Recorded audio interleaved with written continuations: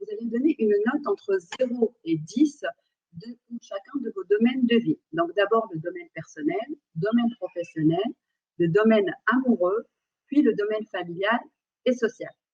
Le domaine personnel, en gros, c'est tous les moments que vous passez, que vous autorisiez à passer avec vous-même. Ça peut être vos moments de lecture, ça va être une marche, un sport, bref, les instants pour vous. Donc, le domaine de soi, donc vous allez donner une note entre 0 et 10 pour chacun de ces domaines. Super. 0, ça veut dire c'est la catastrophe, et 10, ça veut dire tout est OK, c'est top. Vous ne voulez rien changer. Une fois que c'est fait, mettez-moi un commentaire, c'est bon, j'ai noté. Super.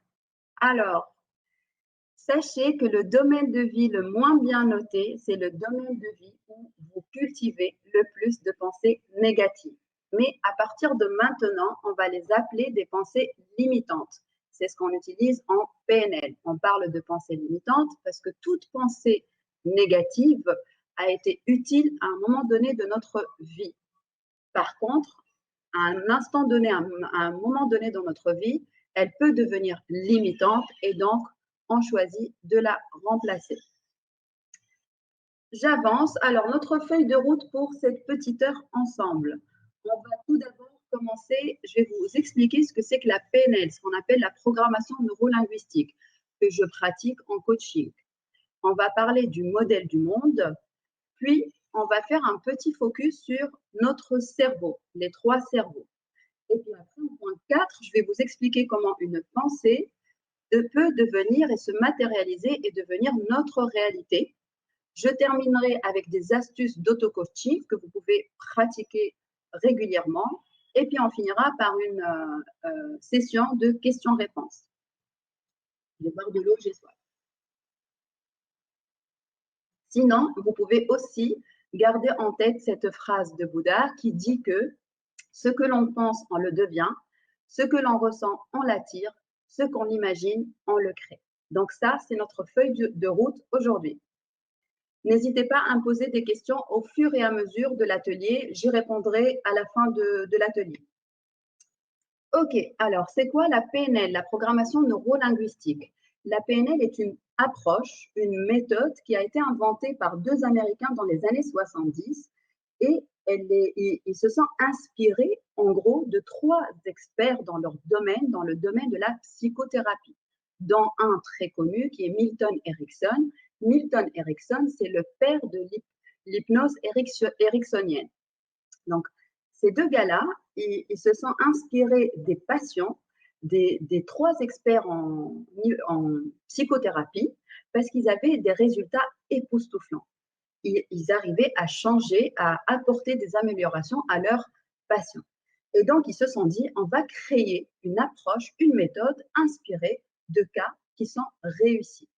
Donc, la programmation neurolinguistique, en gros, c'est une méthode qui travaille sur le changement, c'est une méthode du changement et une méthode de communication efficace. Et donc, cette approche-là, elle a comme principe, ce qu'il faut retenir de la PNL, le principe, on ne s'attarde pas sur pourquoi ça ne marche pas, mais on s'intéresse à comment ça peut marcher. Je donne un exemple, la PNL, si vous voulez devenir millionnaire, la PNL ne va pas s'attarder sur pourquoi je ne le suis pas aujourd'hui, mais va s'intéresser à comment je peux atteindre mon objectif et devenir riche et millionnaire. Et à partir de là, on va construire en coaching une stratégie PNL pour atteindre l'objectif. Tout est atteignable, vous le verrez, j'espère que vous serez convaincus à la fin de l'atelier. Donc, programmation, parce qu'on parle de programme, qui est un apprentissage devenu automatique, donc c'est toutes les pensées, les croyances qui sont devenues automatiques. Neuro, pour le mot, pour faire référence à notre système nerveux, car tout est enregistré dans notre système nerveux, et linguistique, parce qu'en PNL, on utilise beaucoup le langage qui va véhiculer la culture dans laquelle nous baignons et nous influençons notre monde. En gros, le langage, c'est le reflet de ce qu'on a dans nos programmes. Si j'essaie de schématiser, on peut comparer l'être humain à un ordinateur. Le cerveau, alors moi je préfère mettre le couple cerveau-cœur parce que les dernières recherches en neurosciences parlent beaucoup du couple cerveau-cœur. En PNL, on parle surtout du cerveau. Donc on peut comparer le couple cerveau-cœur à un super software au sein d'un ordinateur. Et ce cerveau-cœur, il emmagasine, il a au sein de lui plusieurs programmes uniques à chacun de nous. Et nous, on va s'intéresser à ces programmes uniques dans chacun de nous qui vont conditionner, quelque sorte, notre vie.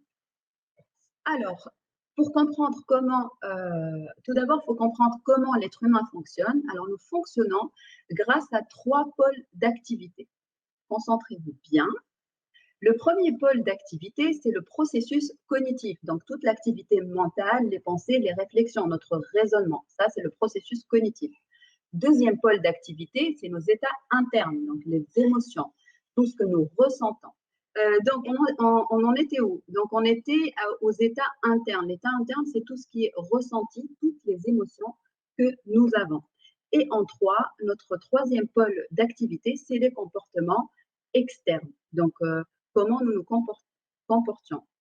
Ce qu'il faut savoir, c'est que ces 3 pôles d'activité, ils s'influencent réciproquement. D'accord?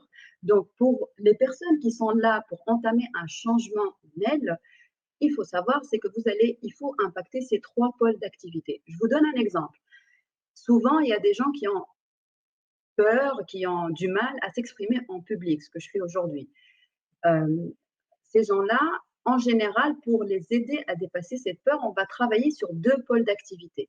Un, le processus cognitif, parce qu'en général, le processus cognitif, ces gens-là, ils ont des pensées limitantes, comme par exemple, je ne vais pas trouver mes mots, je ne vais pas savoir quoi dire, je ne vais pas plaire aux gens, etc.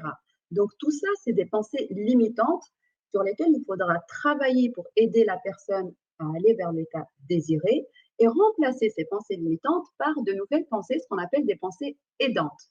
Donc, il y a un travail à faire, mais il y a aussi un travail dans ce genre de situation à faire sur l'état interne. C'est-à-dire, assez souvent, c'est des gens qui ont le trac, qui sont stressés lorsqu'ils sont amenés à parler en public. Et donc, pour combattre ce trac-là, il faut aussi travailler sur l'état interne. Comment? Tout simplement, il y a des techniques en coaching PNL où on peut désactiver un état interne, l'état interne de stress, de trac, et le remplacer par un état interne de calme, de confiance et de concentration, par exemple, un état interne aidant pour la situation donnée. Je prends un autre exemple qui est le cas des traumas, qui peut être une situation très difficile. Les traumas, typiquement en PNL, on va tout d'abord s'attaquer à l'état interne avant d'aller plus loin. Et donc, c'est tout à fait faisable de travailler en PNL sur l'état interne pour gérer au mieux les traumas. Donc, gardez bien ça en tête, les 3 pôles d'activité, processus cognitif, état interne et comportement. Et donc, pour entamer un changement ou pour aider un proche à changer, il est indispensable de travailler sur ces différents pôles d'activité. C'est comme ça que nous fonctionnons.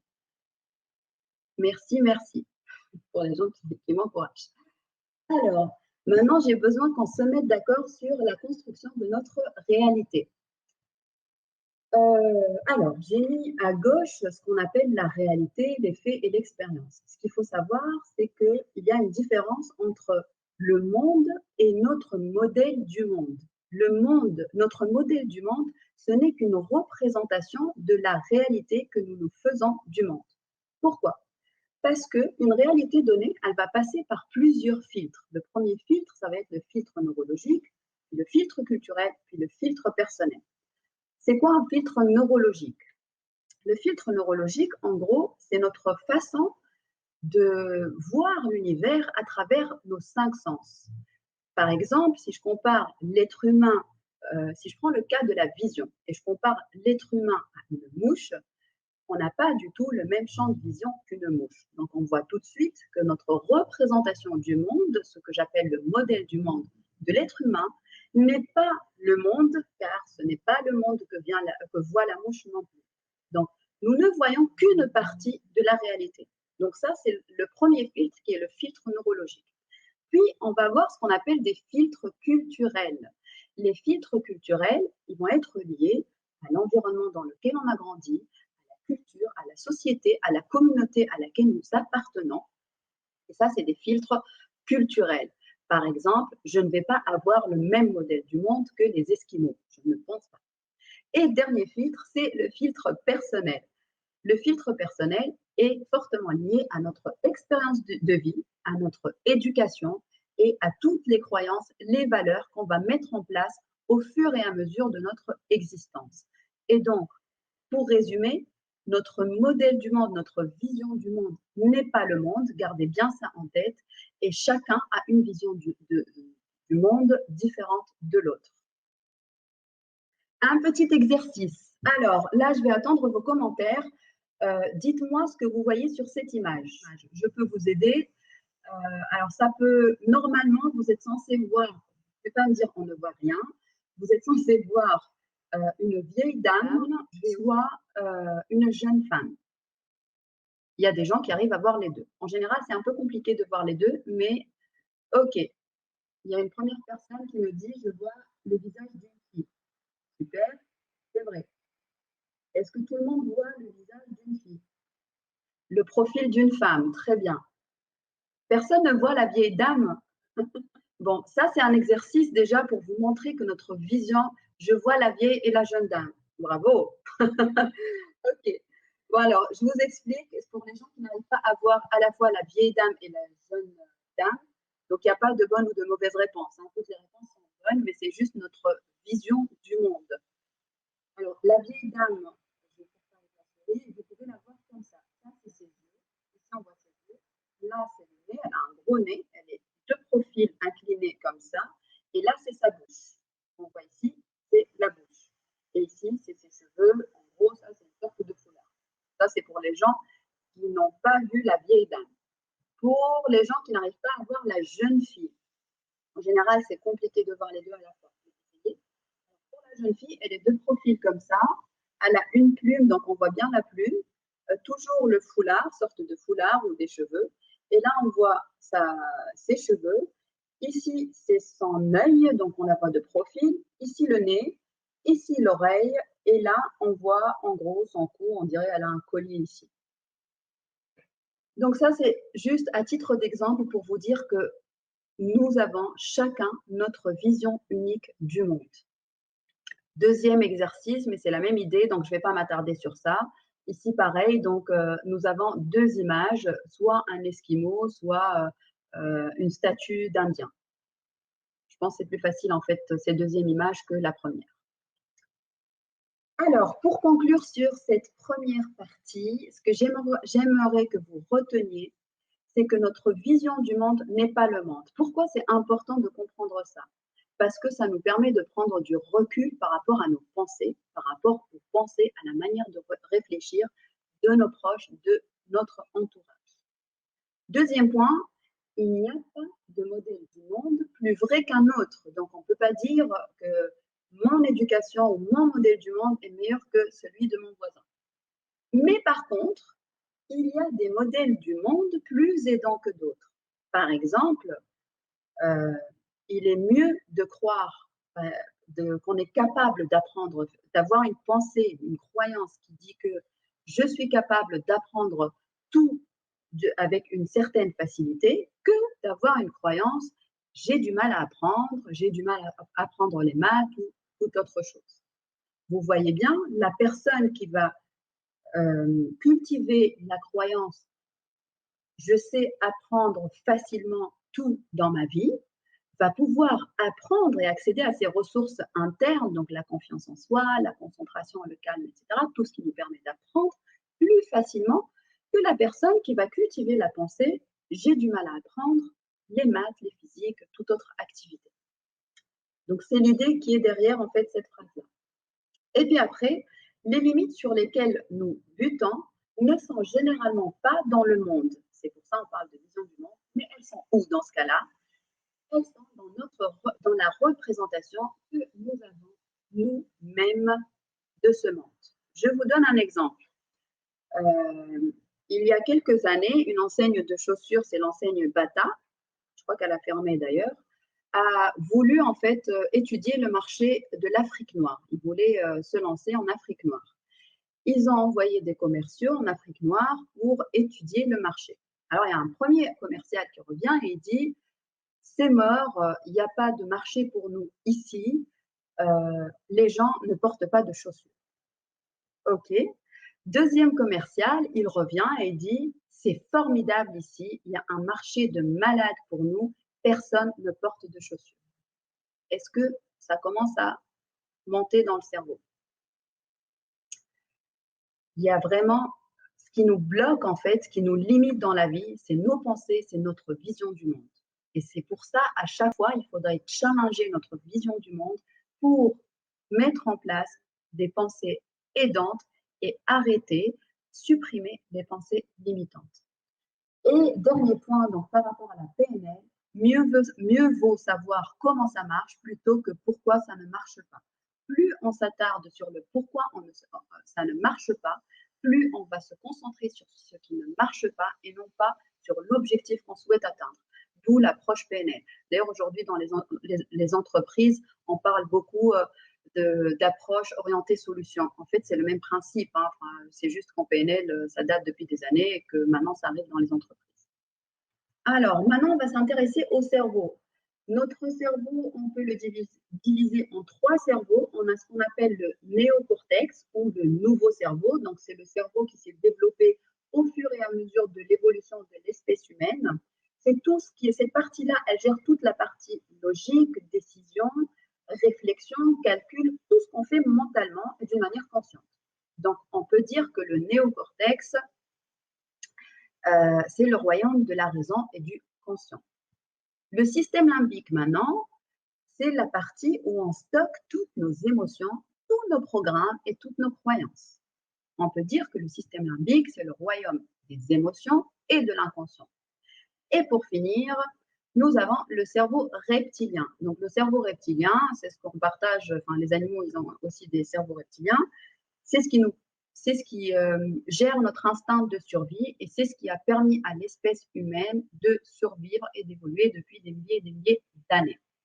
Maintenant, je vais passer à une partie qui est un peu plus délicate parce qu'on va faire appel un peu à la physique quantique et un peu aux neurosciences. Mais c'est pas grave.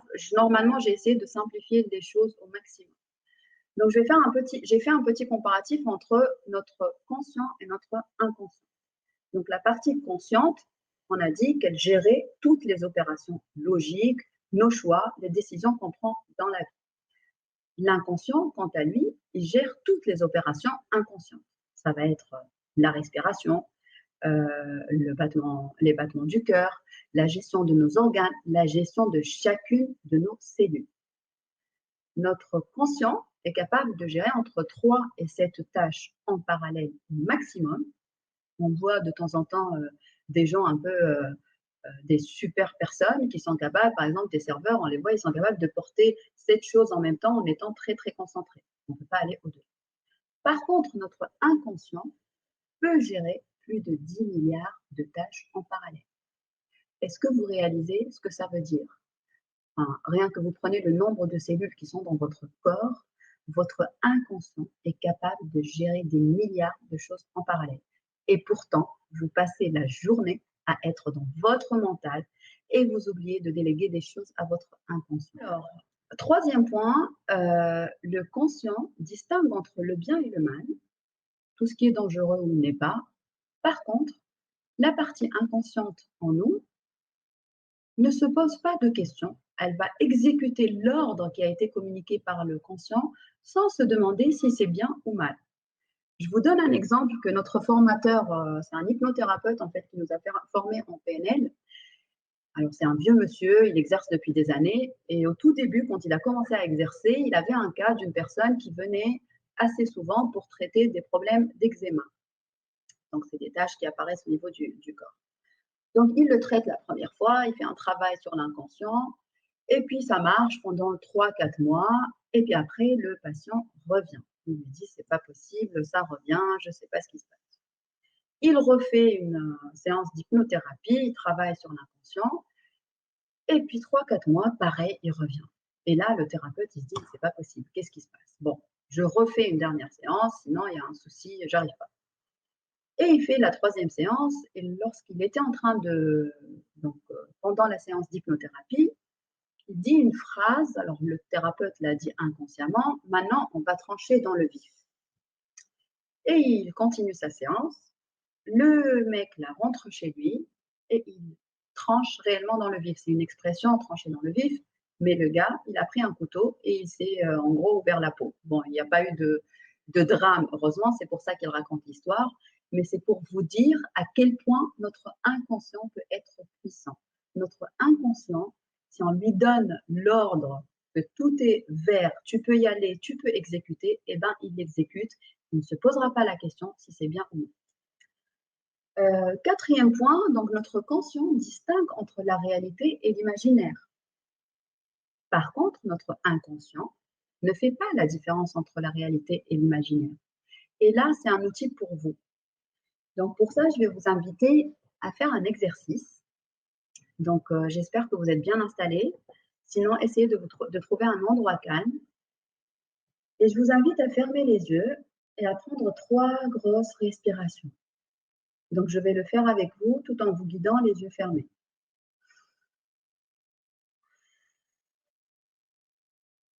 On respire par le nez et on expire par la bouche. 3 grosses respirations.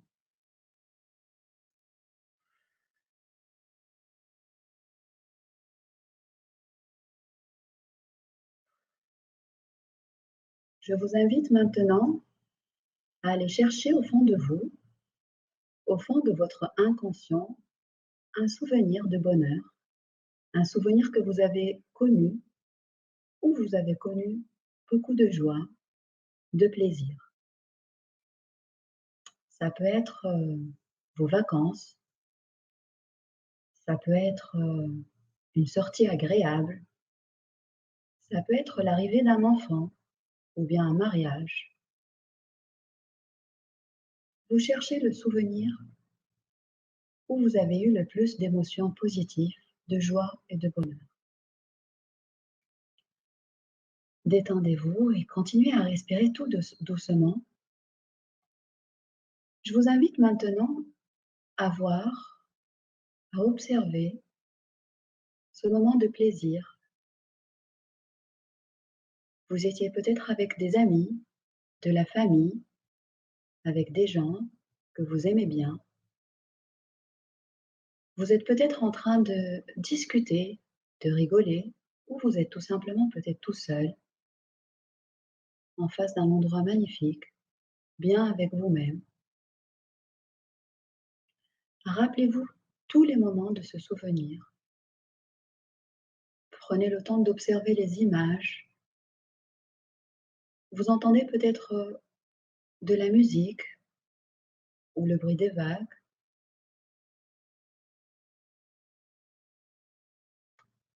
Et vous allez laisser venir vers vous toutes les émotions que vous avez connues pendant cet instant. Toutes les émotions de joie, de plaisir, de bonheur que vous avez pu vivre, partager.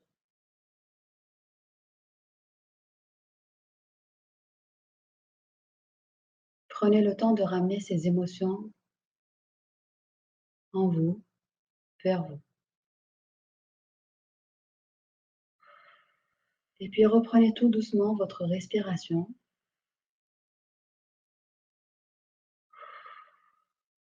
Et vous allez pouvoir revenir à cet atelier avec ces belles émotions. Bon, pour les gens qui ont pu jouer le jeu, alors moi je me suis rappelé le jour de mon mariage, c'était un moment magique. Bon, vous voyez en fait, même l'expression de mon visage, elle s'est détendue, je souris. Enfin, je le fais pas, hein, je suis pas en train de faire la comédie, vraiment tester cet exercice.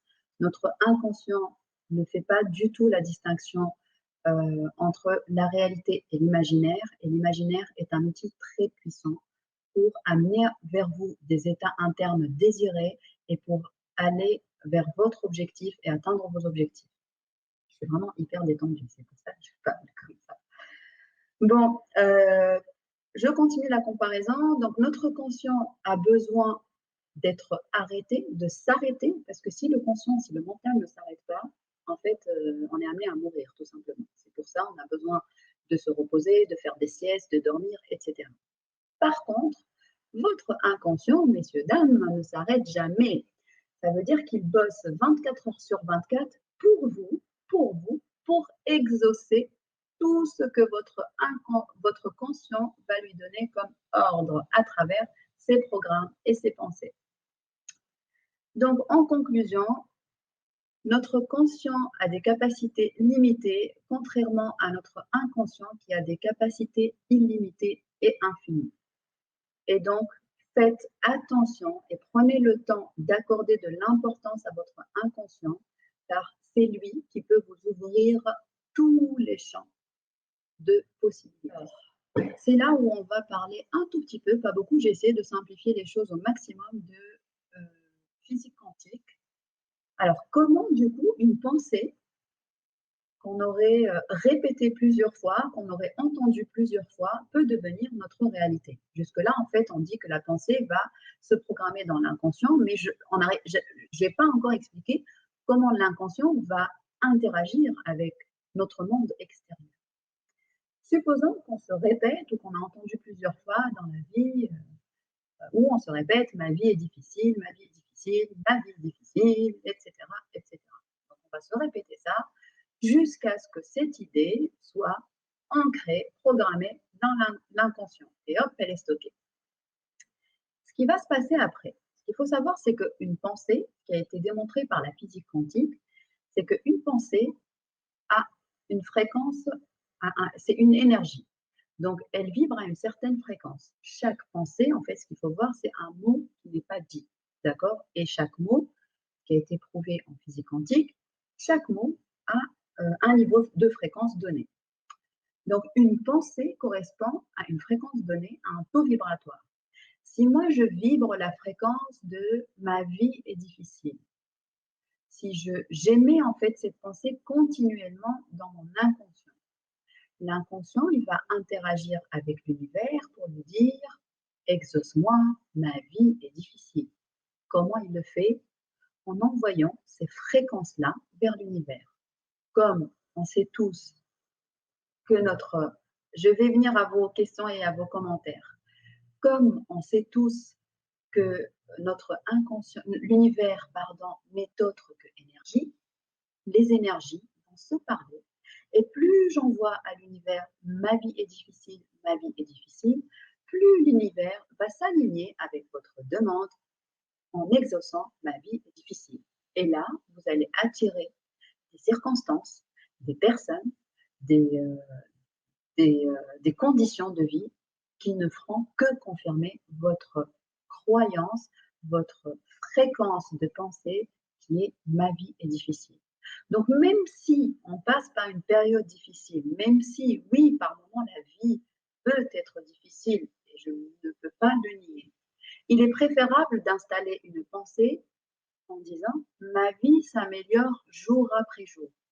Même si on n'y croit pas la première fois, à force de se répéter ça, l'inconscient va l'intégrer et va commencer à émettre, et vous-même, vous allez commencer à sentir cette énergie, vous allez commencer à vibrer la fréquence de « ma vie s'améliore jour après jour ».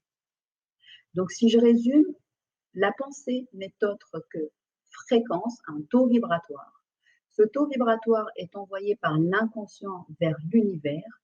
L'univers va communiquer, va entendre en fait cette fréquence et va s'aligner et va ramener vers nous ces mêmes fréquences. Si je suis dans une fréquence de peur, forcément, je vais attirer les fréquences, les conditions, les circonstances de peur qui existent dans l'univers. Si contrairement, je suis dans des fréquences de joie, de bonheur, forcément, je ne peux attirer en moi que des fréquences de joie et de bonheur. C'est pour ça, d'ailleurs, dans certaines religions, alors il y a l'islam, mais ça existe aussi dans la Bible, on dit souvent « changez votre intérieur pour changer votre monde extérieur ». Je vais le dire en arabe, mais je pense que tout le monde ne comprend pas, mais c'est pas grave, je vais le dire en arabe. لا يغير الله ما بقوم حتى يغيروا ما بأنفسهم. En d'autres termes, changez d'abord votre monde intérieur et puis vous verrez les changements dans votre monde extérieur. Ce qu'il faut savoir, c'est que notre monde extérieur n'est autre que le reflet de notre monde intérieur, que des fréquences de joie et de bonheur. C'est pour ça d'ailleurs dans certaines religions, alors il y a l'islam, mais ça existe aussi dans la Bible, on dit souvent changez votre intérieur pour changer votre monde extérieur. Je vais le dire en arabe, mais je pense que tout le monde ne comprend pas, mais c'est pas grave, je vais le dire en arabe.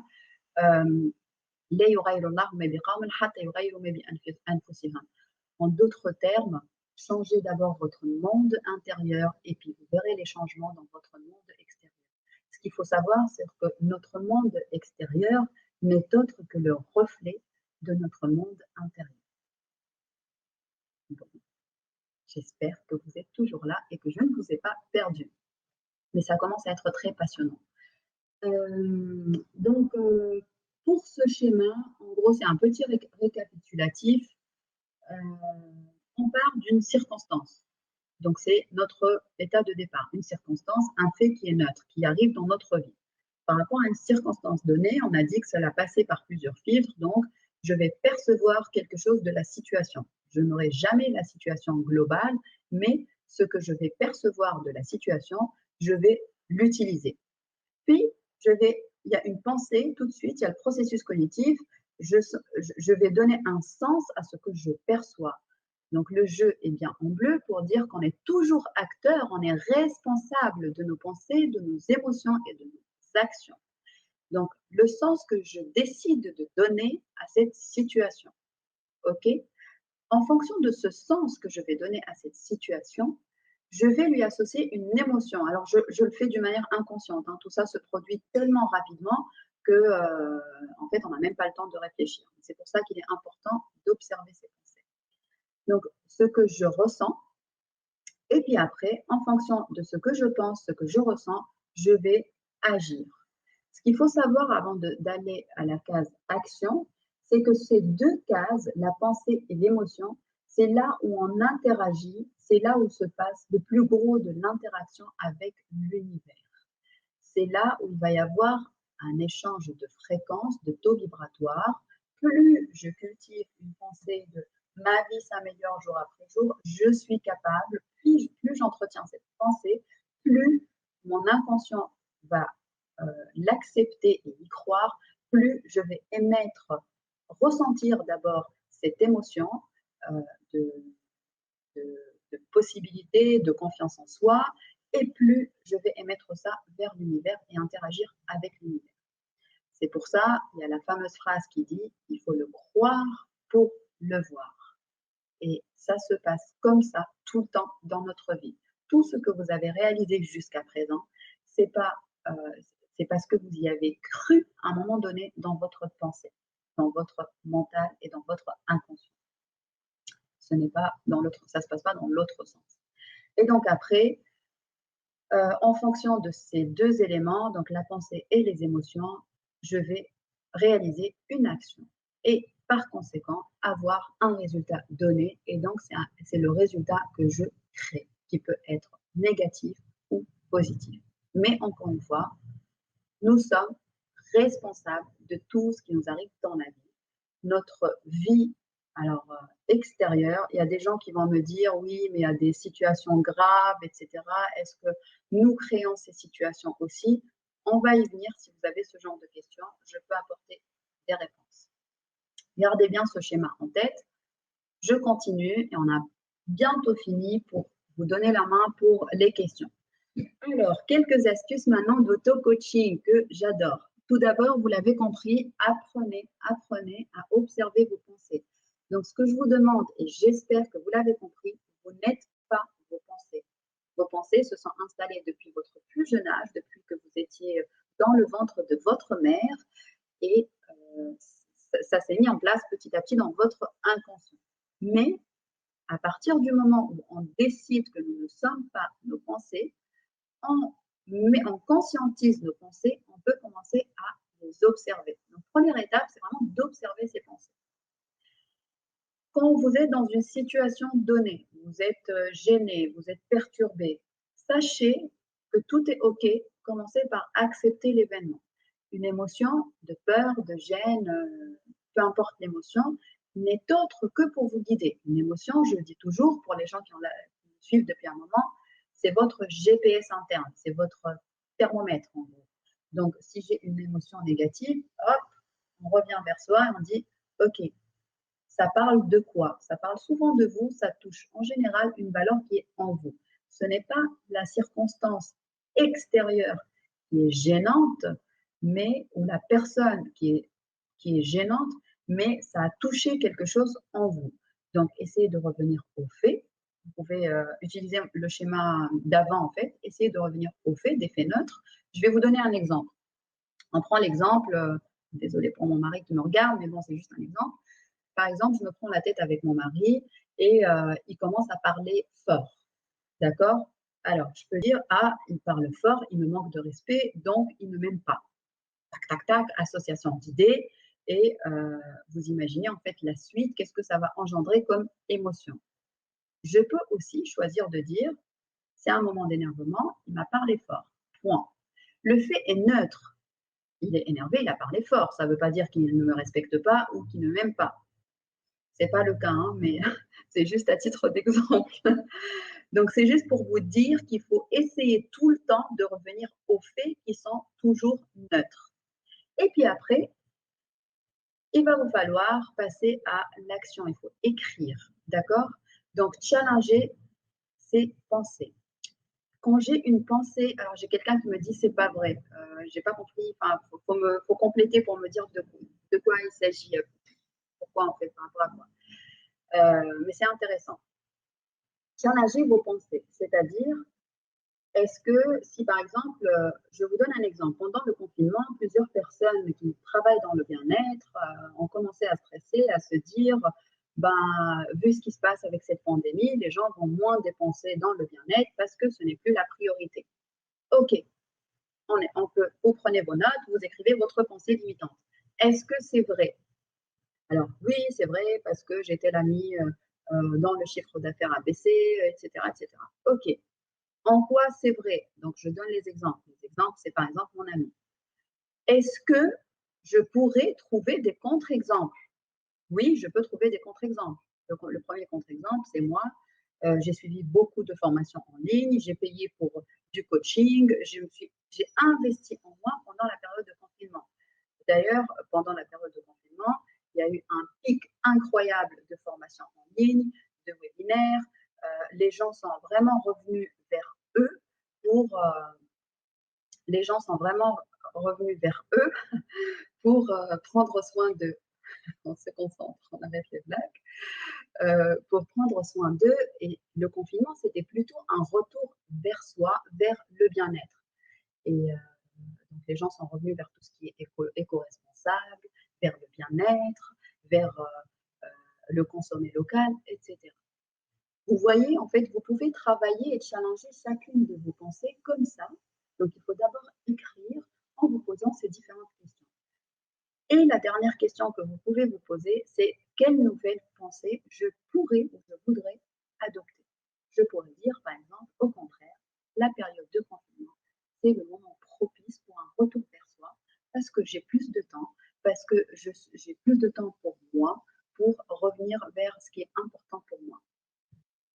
J'accélère. Alors, je vais finir avec ça et après, on fera la session de questions-réponses. Donc, n'hésitez pas à m'envoyer, à poster vos réponses en commentaire. Deuxième exercice d'auto-coaching que vous pouvez faire, c'est, moi j'appelle ça start from the end. Vous voulez atteindre un objectif, ok? J'ai envie de, par exemple, je prends un exemple, aujourd'hui, je touche 1 000 € par mois. C'est pas vrai, hein, c'est un exemple. Et j'aimerais toucher 10 000 € par mois. Ok.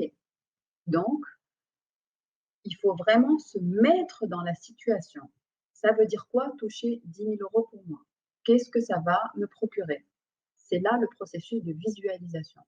Toucher 10 000 € par mois, ça veut dire que chaque mois, je vais me connecter à mon compte Boursorama. Quand je me connecte à mon compte, je vais voir arriver 10 000 € par mois. OK, qu'est-ce que ça te procure? procure de voir 10 000 € sur ton compte bancaire. Ben, ça me procure de la joie. Je suis contente parce que je sais que je vais payer mes charges avec une certaine facilité. Je vais pouvoir profiter de cet argent pour passer des vacances agréables en famille, pour faire des activités avec mes enfants, mon mari. Je vais par exemple pouvoir réinvestir dans des formations, dans mon projet professionnel. Ok, donc à partir de là, vous avez bien décrit la situation, vous êtes bien projeté dans la situation. Maintenant, il faut vraiment cadrer la situation. Où, quand, comment vous souhaitez avoir 10 000 € par mois. Si je suis payée aujourd'hui 1 000 € par mois et que je dise ben, je veux être payée dans 2 mois 10 000 €, ce n'est pas très réaliste. Par contre, je peux me dire dans 2 ans, j'aimerais avoir 10 000 € par mois. Alors, dans 2 ans, ça commence à être réaliste. Et c'est là où vous commencez à travailler sur votre visualisation. Pourquoi? Parce que vous allez vous dire, donc vous allez faire un travail, donc c'est le point 1 et le point 2, d'affirmation. Je touche 10 000 € par mois en 2022. Par exemple, je touche 10 000. Vous répétez en fait cette affirmation plusieurs fois. Alors au début, vous n'allez pas du tout y croire. Vous allez vous dire, mais c'est quoi ce délire? Je vais jamais toucher 10 000 € par mois. Comment je vais faire? Hop, hop, hop. Ça, c'est le mental, c'est le conscient. On le calme, on le laisse se reposer et on programme. Vous ne perdez rien. Moi, je vous dis, ne me croyez pas sur parole. Franchement, expérimentez. Prenez le temps d'expérimenter. Je ne veux pas que vous croyiez tout ce que je vous dis maintenant. Je veux surtout que vous challengez et que vous expérimentiez par vous-même. Tout ce que je vous explique ici, oui, je l'ai lu dans les livres, j'ai été formée en PNL, etc. Mais je l'ai expérimenté. C'est pour ça que j'en parle avec une telle aisance. Bon, bref, je reviens. Donc, ce que je vous disais, programmez cette pensée, votre objectif. Je touche 10 000 € par mois en 2022.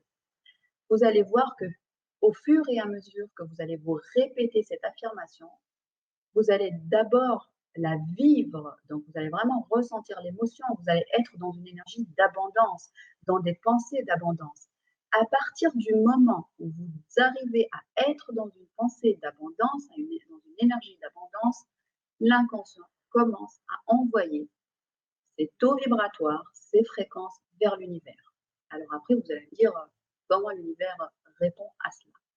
En fait, l'univers va tout simplement vous ramener des opportunités, ou bien de bonnes personnes, ou bien des idées créatives qui pourraient vous aider en fait à toucher 10 000 € par mois. Et là, c'est le passage à l'action. Attention aux personnes qui sont là.